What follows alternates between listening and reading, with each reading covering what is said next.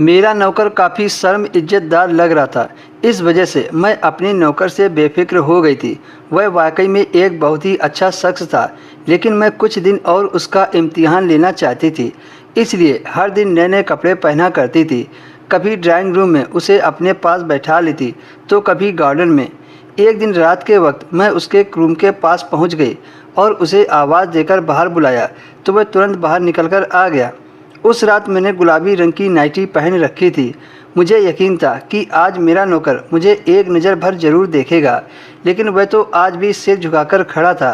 मैंने नौकर से कहा कि मुझे नींद नहीं आ रही है, मुझे कॉफ़ी बनाकर दे दो। वो मेरे पीछे पीछे ही चला आया। मैं उसके आगे किचन के दरवाजे से लगकर खड़ी हो गई। मेरे बाल पूरी तरह खुले हुए थे और मेरी नज़रें नौकर पर जमी हुई थी।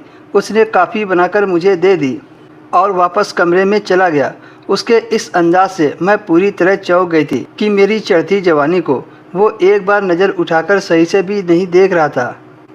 शायद उसको पता चल गया था कि मैं उसका इम्तिहान ले रही हूँ और वो उसमें पास होना चाहता था, क्योंकि मैं इतनी ज़्यादा खूबसूरत थी। मुझे जो भी एक बार देख ले वो अपनी पलकें झपकाना भूल जाता था। एक शाम मैंने काले रंग का खूबसूरत सा गाउन पहना और बालों को खोलकर पूरी तरह से तैयार हो गई।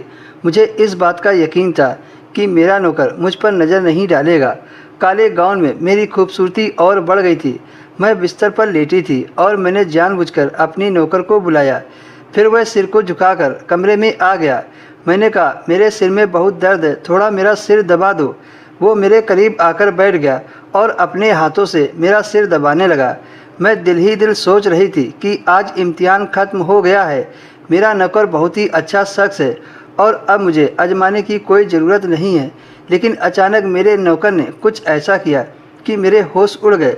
वो पूरी तरह से बेकाबू हो गया। उसने मेरे पैरों के पास पड़ी चादर उठाकर मेरे वजूद पर डाल दिया और मुझसे दूर होकर खड़ा हो गया। वह नज़रें झुकाकर कह रहा था, दोस्तों अभी तक अगर आपने वीडियो को लाइक नहीं किया है तो वीडियो को लाइक कर दो और चैनल को सब्सक्राइब कर दो। मैडम, अब मैं आपके पास काम नहीं कर सकता।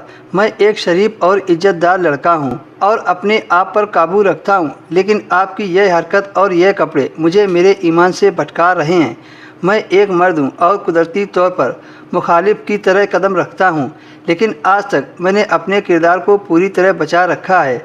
लेकिन अब यह मेरे लिए बहुत मुश्किल हो गया है। मैं और आप इस बंगले में तन्हा रहते हैं और अब मुझे ऐसा एहसास होने लगा है कि जैसे हमारे दरमियान तीसरा शैतान आ चुका है।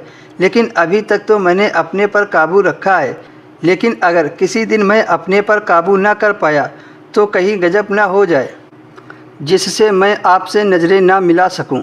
मेरा नौकर बात बोलते बोलते रोने लगा। उसे ऐसा देखकर मैं शर्म से पानी पानी हो गई, क्योंकि गलती मेरी ही थी जो मैं उसके सामने ऐसे कपड़ों में जाती थी। मैं तो उसकी परीक्षा ले रही थी कि कहीं ये मुझे अकेला समझकर और मेरे साथ गलत ना करे। खैर, अब मुझे मेरे नौकर पर पूरा विश्वास हो गया था।